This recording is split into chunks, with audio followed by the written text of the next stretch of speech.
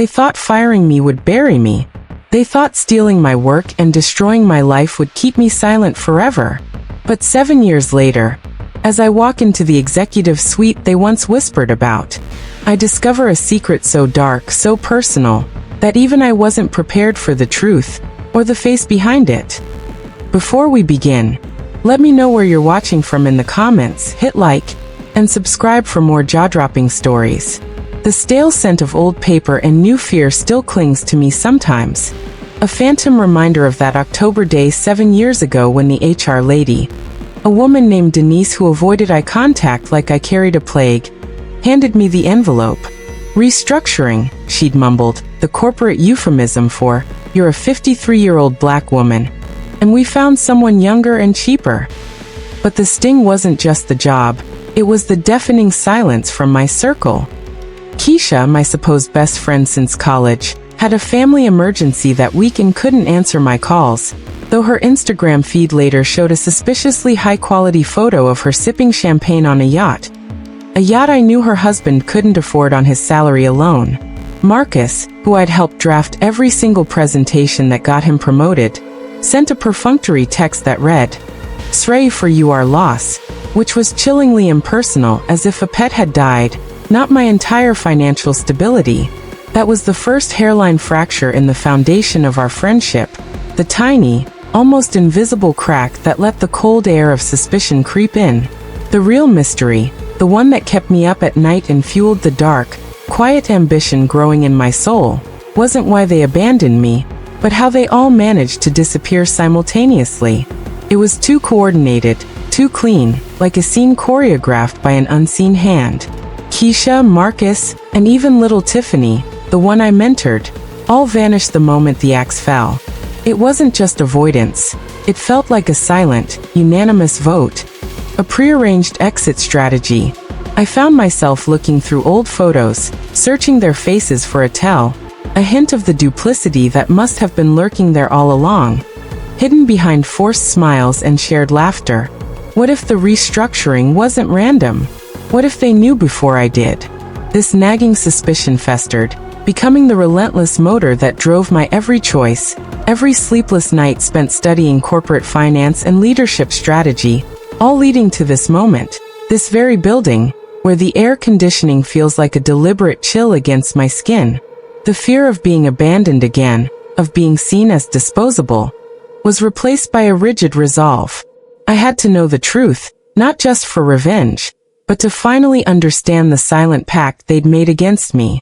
Now the receptionist is buzzing, signaling the first candidate is ready, and my heart doesn't skip a beat. It hardens. I smooth down my perfectly tailored suit, the fabric a stark contrast to the threadbare bathrobe I wore for a year after the layoff. The name on the file? Keisha. The universe has a wicked sense of humor, and the punchline is about to land. The question is, what will I discover about her involvement that will be far worse than simple neglect? Keisha walked in, her gait still possessing that familiar, confident swagger, but the moment her eyes met mine across the expansive mahogany desk, that confidence evaporated, replaced by a look of visceral shock that almost made my mask of cool professionalism crack. "Naomi," she whispered, her voice a reedy echo of the woman who used to shout, "Girl, you are fierce," across crowded bars. I simply nodded, gesturing to the chair opposite me. "Miss Hayes," I corrected, my tone devoid of warmth. "Please take a seat. We have a great deal to discuss regarding your qualifications for the CEO position." The betrayal, 7 years marinating, suddenly tasted like pure, uncut adrenaline. But as she stammered through her practiced answers, riddled with holes that my current laser-focused mind easily spotted, a new layer of mystery began to unfurl, one far more complex than their simple abandonment. Keisha mentioned a crucial project at her previous firm, a project that secured their venture capital funding, but the details she gave were strangely similar to a proposal I had been developing for my old company, mere weeks before my termination. It couldn't be a coincidence. Had they not just deserted me, but actively profited from my downfall? The thought sent a jolt of icy clarity through me. I pressed her gently, casually. asking for the source of her inspiration for that specific market analysis, and her eyes flickered rapidly, a tell I recognized from our days of bluffing our way through exams. She avoided the question, launching into a tangent about synergy and vertical integration. It was a cheap performance, and it told me everything. There was a secret, a significant, financially motivated secret, linking my firing to their immediate success. I recalled a frantic late-night email I'd sent to them, all three, detailing my preliminary research for that very project. A desperate attempt to show my value and save my job. Did they use that email? Did they collectively decide my intellectual property was worth more than my friendship? The tension in the room was so thick it was cinematic, a high-stakes standoff where the weapon was not a gun, but institutional power.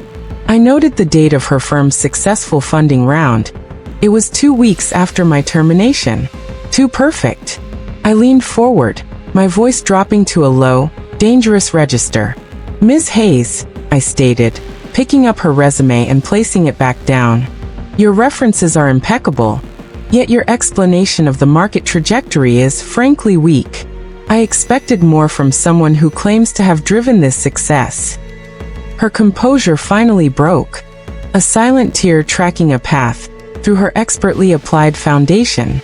She opened her mouth to speak, maybe to confess, maybe to beg, but the door buzzer interrupted us, signaling the arrival of the next candidate, Marcus. Keisha's face turned ashen, fear giving way to a look of utter, trapped panic. I dismissed her with a wave of my hand, a gesture of absolute finality, but my mind was racing. If Keisha stole my work, did Marcus know? And how deep did this professional and personal conspiracy truly go? Especially now that the next betrayer was walking straight into my web. Marcus strode in, radiating the arrogance that had always been his defining trait, a trait I'd foolishly confused for ambition. Unlike Keisha, he didn't recognize me immediately. My executive hairstyle, the decades of stress lines smoothed out by success, and the sheer power emanating from my side of the desk had transformed me. He saw only the hiring manager, a gatekeeper, and his smile was a predatory flash of teeth. "Mr. Hayes," I greeted, using my married name, a final necessary layer of defense. I proceeded with the interview, watching him preen and posture, spinning tales of his innovative leadership. It was pure theater, and I was the only critic in the room.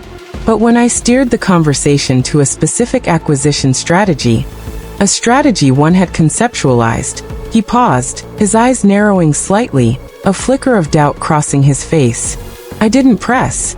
I simply maintained the stare, allowing the silence to do the heavy lifting.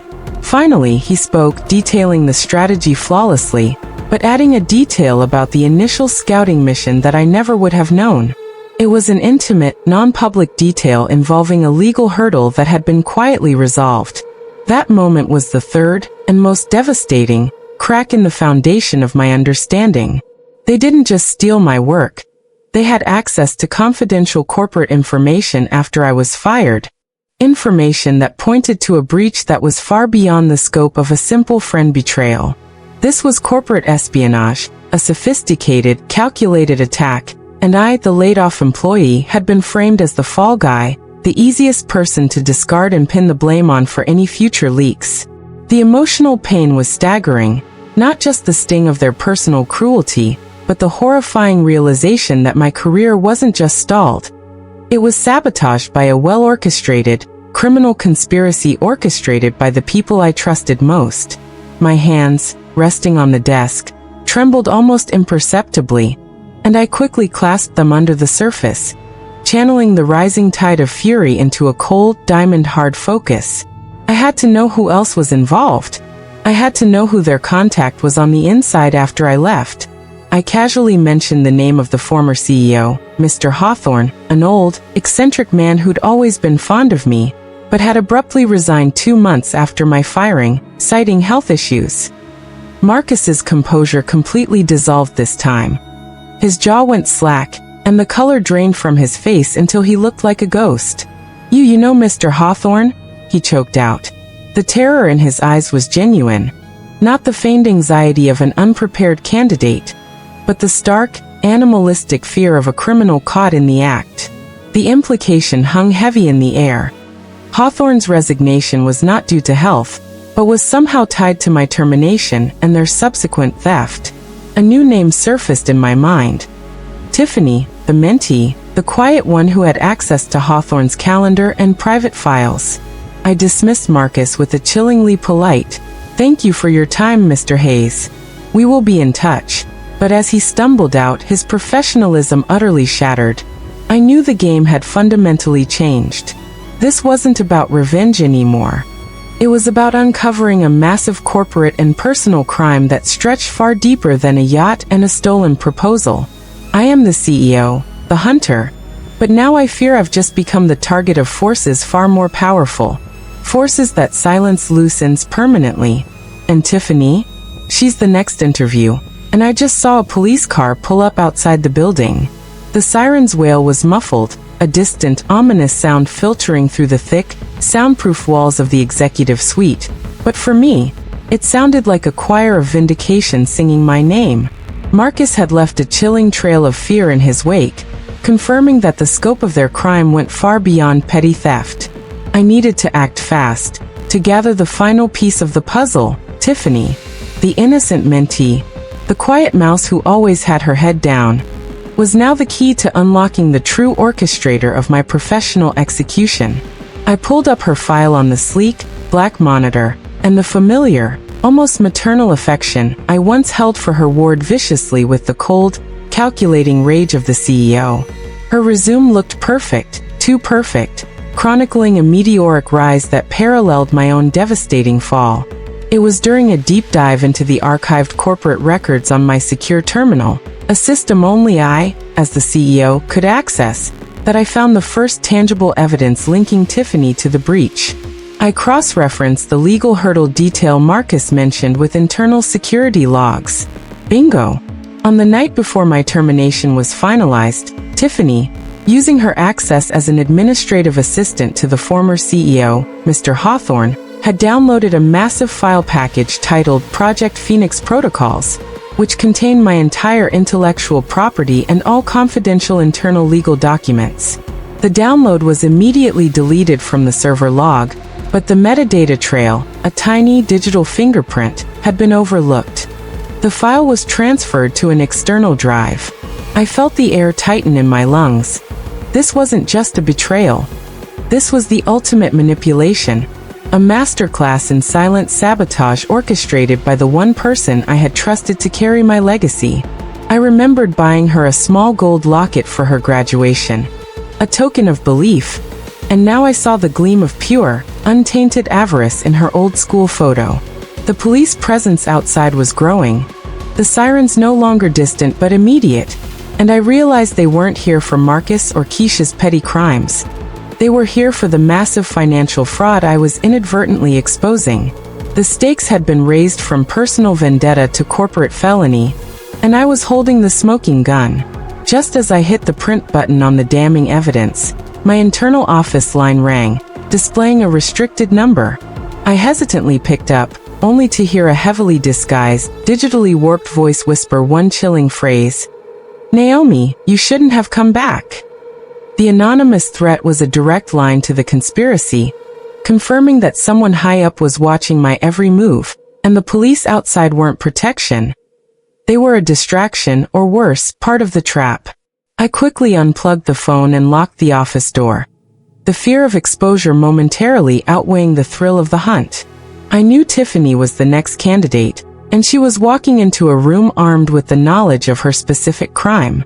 But as I reviewed the security footage from the night of the data theft, scrubbing through the low-resolution images of Tiffany leaving the office building with the external drive clutched tightly in her hand, my blood ran cold, freezing the very marrow in my bones. She wasn't alone. Standing in the shadows of the adjacent doorway, receiving the drive from her in a swift, practiced exchange, was Denise, the HR woman, the one who had mumbled restructuring and avoided my gaze, the one I had dismissed as a simple corporate drone. Denise wasn't just executing orders. She was the connector, the invisible hand facilitating the breach, making sure the exit was clean and the blame squarely landed on the disposable black woman me. My initial anger at Keisha and Marcus, while justified, had been misplaced, focusing on the pawns instead of the queen who orchestrated the checkmate. The realization shifted the entire narrative of my suffering. It wasn't about friendship abandonment. It was about a systematic, racially tinged scheme to eliminate me and harvest my work, spearheaded by the very woman whose job it was to handle my termination fairly. The sheer scope of this bureaucratic treachery was emotionally crippling. I sank into my chair, suddenly exhausted by the weight of this new truth. I remembered Denise's smug, almost pitying look that day. It wasn't pity. It was the superior satisfaction of a thief getting away clean. The question now became, who was Denise reporting to? She didn't possess the technical or financial acumen to utilize Project Phoenix protocols herself. She was a middle manager. The chain of command had to lead higher, much higher. Just as the elevator doors chimed, signaling Tiffany's arrival, I saw a familiar reflection in the polished glass of my corner office window. A dark figure, standing silently on the roof of the opposite building, holding something that glinted ominously in the fluorescent city lights. I knew, with a sickening lurch of pure terror, that my pursuit of revenge had just crossed the line from a boardroom drama to a life-or-death confrontation, and I was alone in the crosshairs. Tiffany entered, her face a carefully constructed mosaic of ambition and nervousness, utterly unaware of the storm I had just weathered and the terror I now felt. I kept my voice steady, professional, an impossible calm masking the frantic pounding of my heart against my ribs. I allowed her to present her qualifications, watching her every move, searching for the tell that would link her to Denise. It wasn't until I asked her about her current firm's biggest client, a notorious shell corporation known for laundering money, that she faltered. That client, I stated, my voice cutting through her rehearsed answer, is owned by a holding company registered in the Cayman Islands. Tell me, Tiffany, who signed the original contract for that account. Her eyes darted toward the door, and the color drained from her face faster than it had from Marcus's. She realized the depth of the hole she was in. I didn't wait for her stammering reply. I leaned in, placing the printout of the security metadata, the document detailing the Project Phoenix download, squarely on the desk between us. You stole 7 years of my work, Tiffany, and handed it to Denise. I hissed, the formality completely gone, replaced by the raw, decades-old hurt. She burst into tears, not tears of remorse, but of sheer narcissistic self-pity, and she finally confessed. But her confession was a shocking deflection. It wasn't Denise's idea. She was just following orders. He forced us, Naomi. He said he'd ruin us all, she wailed, clutching her hands to her chest. He said you were a threat to the legacy. The legacy? The former CEO, Mr. Hawthorne, had mentioned his family's legacy constantly. But Hawthorne was old, easily manipulated. I demanded the name of the real mastermind, the one who held the power over all of them.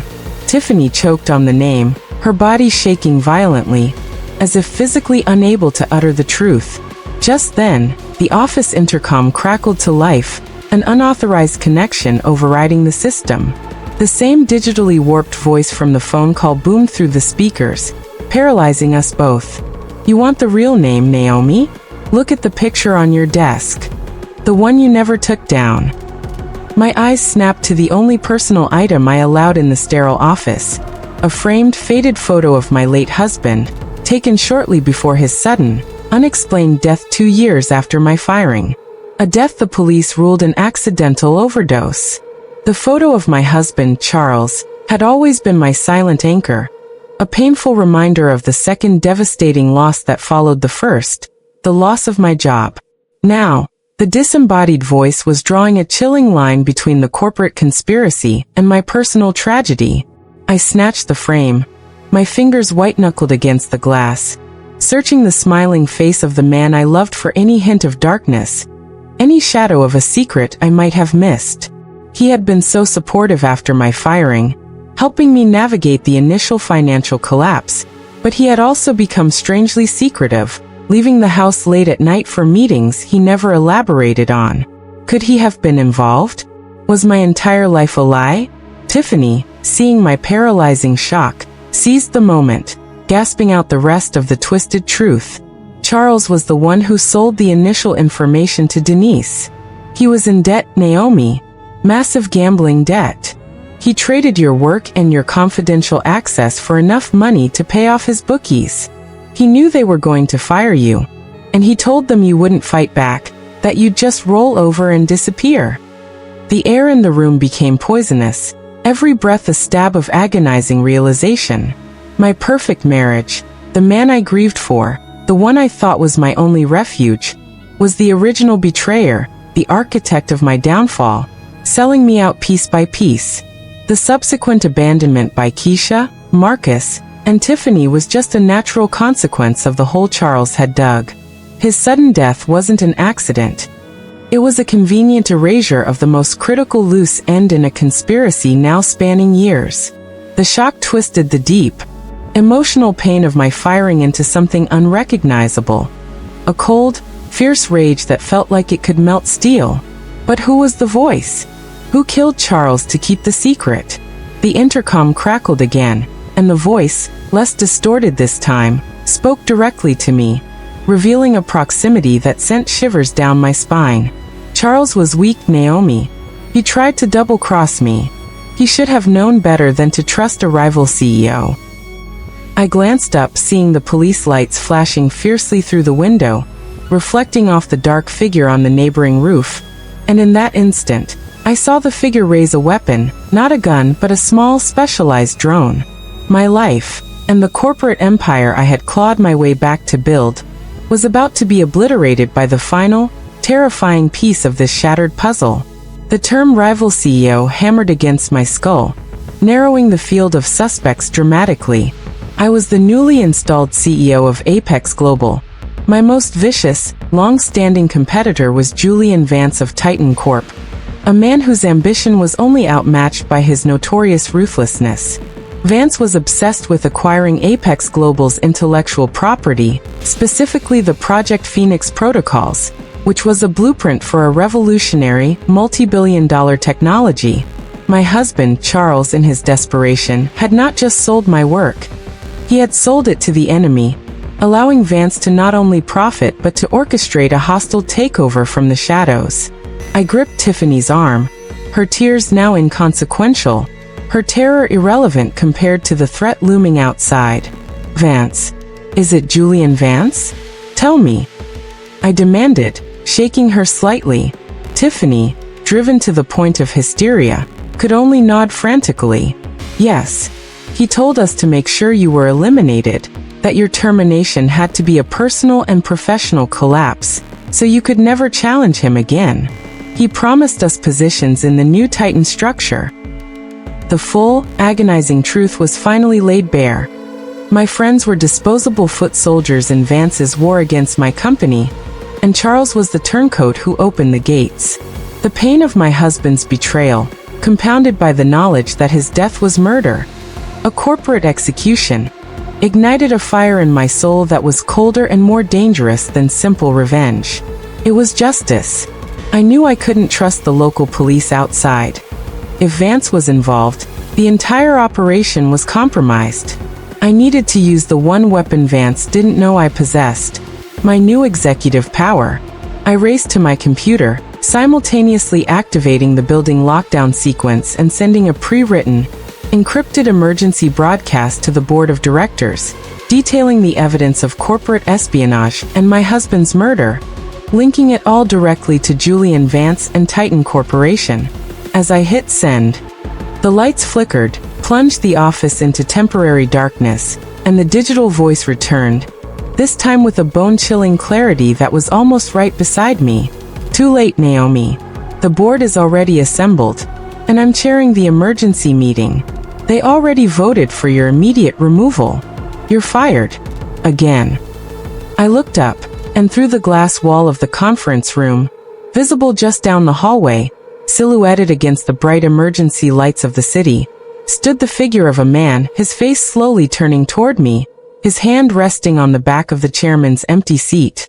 It was Julian Vance, but beside him, looking smugly at me through the glass, was a figure I never expected to see again. A figure who had been waiting for my downfall from the very beginning. The figure beside Julian Vance wasn't Denise, or Keisha, or Marcus. Those pawns were now expendable. The figure, elegantly dressed and radiating a chilling confidence, was Mr. Hawthorne, the former CEO, the man who supposedly resigned for health reasons. He wasn't old and frail.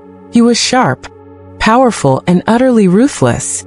The final earth-shattering twist slammed into me. Hawthorne had never been Vance's victim. He was Vance's silent partner, the ultimate insider who had betrayed his own company for a share of the Titan spoils.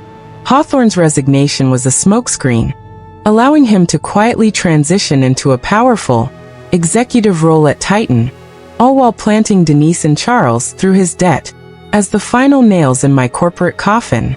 My husband's fatal overdose was orchestrated to protect Hawthorne's retirement and Vance's investment.